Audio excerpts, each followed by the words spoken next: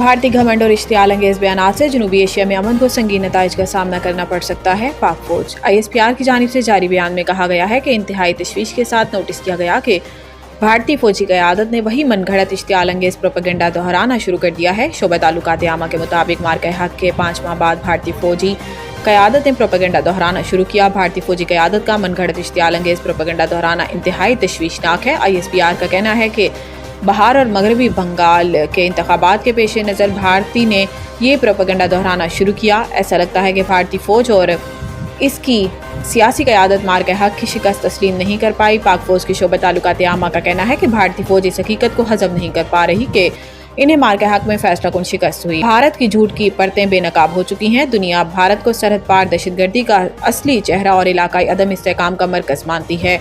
ISPR के मुताबिक भारत अपने अवाम और पड़ोसियों के मफाद के मुनाफी मुहिम जोई और बालादस्ती की पॉलिसियों पर अड़ा हुआ है। पाकिस्तानी अवाम और अफवाज अपने धरती के हर इंच के दिफा के लिए पूरी सलाहियत और पुख्ता अज़म रखते हैं। पाक फौज ने स्पिन बॉलिंग में अफगान तालिबान और फितनतुल खारिज के हमलों को नाकाम बना दिया। 20 तालिबान हलाक। पाक फौज के शोबा ताल्लुकात आमा के मुताबिक अफगान तालिबान और फितनतुल खारिज की जानिब से बलूचिस्तान के इलाके स्पिन बॉलिंग में 4 मकामात पर हमले किए गए। ताहम पाक फौज की जवाबी कार्रवाई ने अफगान तालिबान को पसपा होने पर मजबूर कर दिया, जबकि पाक फौज की कार्रवाई में 15 से 20 अफगान तालिबान हलाक भी हुए। ISPR का कहना है कि अफगान तालिबान और फितनतुल खारिज के दहशतगर्द देहात और मासूम लोगों को बतौर ढाल इस्तेमाल कर रहे हैं।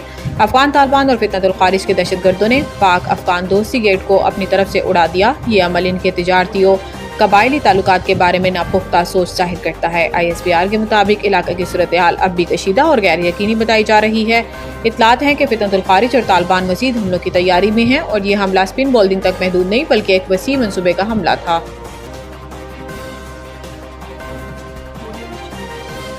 IMF और पाकिस्तान के दरमियान स्टाफ लेवल मुआहिदा तय।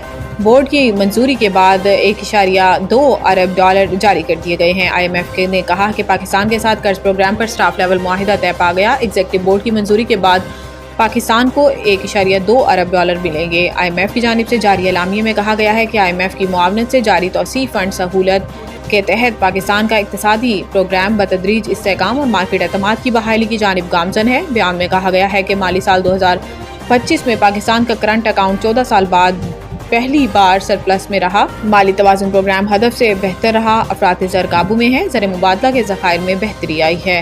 पाकिस्तान की मुआशी नमू 3.25 से 3.5% रहने का इम्कान है।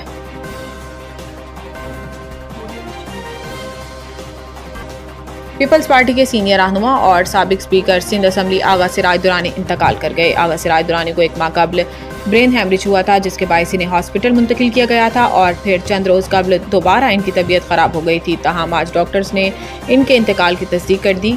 ऐवान सदर की जानिब से भी आगा सिराज दुरानी के इंतकाल की खबर पर इजहार अफसोस करते हुए इनकी सियासी और जमहूरी खिदमात को खराज अकीदत पेश किया गया। वज़ीर आज़म शहबाज शरीफ ने भी साबिक स्पीकर सिंध असम्बली आगा सिराज दुरानी के इंतकाल पर इजहार अफसोस करते हुए मरहूम के लिए मग़फ़िरत और लवाहिकीन के लिए सब्र इस्तकामत की दुआ की। शहबाज शरीफ का कहना था कि आगा सिराज दुरानी ने बतौर स्पीकर सिंध असम्बली अहम खिदमात सर अंजाम दी। आगा सिराज दुरानी की सियासी और अवामी फलाह बहबूद के लिए खिदमात हमेशा याद रखी जाएंगी।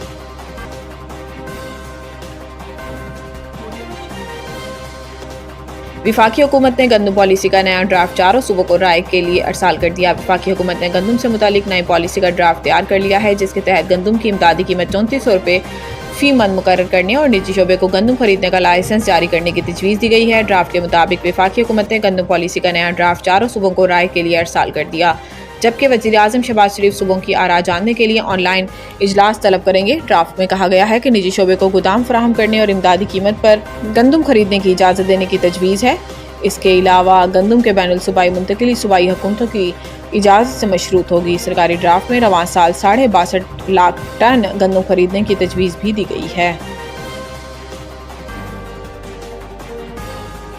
लाहौर टेस्ट पाकिस्तान की पोजीशन मुस्तहकम। जनूबी अफ्रीका पर शिकस्त के बादल मंडलाने लगे। चौथे रोज़ खेल का आगाज़ हुआ तो पहली इनिंग्स की सेंचुरी 20 ज़ॉरवी 16 तीसरी ही गेंद पर शाहीन अफरीदी के हाथों LBW हो गए। 55 रन की मजमूई स्कोर पर ट्रिस्टान स्टेप्स नोमान अली का शिकार बन गए। रायन रिकल्टन और डिवॉल्ड ब्रेवेस ने 73 रन की पार्टनरशिप करके अपनी टीम को जीत की कुछ उम्मीद दिलाई। ताहम डिवॉल्ड ब्रेवेस 54 रन पर नोमान अली को शानदार गेंद पर बोल्ड हो गए। इनके आउट होने के बाद मजमूई स्कोर में सिर्फ 6 रन के इजाफे के बाद रायन लिक्टन 39 भी पवेलियन लौट गए। खाने के वक्फे तक जनूबी अफ्रीका ने 6 विकेटों के नुकसान पर 137 रन बना लिए और इसे जीत के लिए मजीद 140 रन दरकार हैं।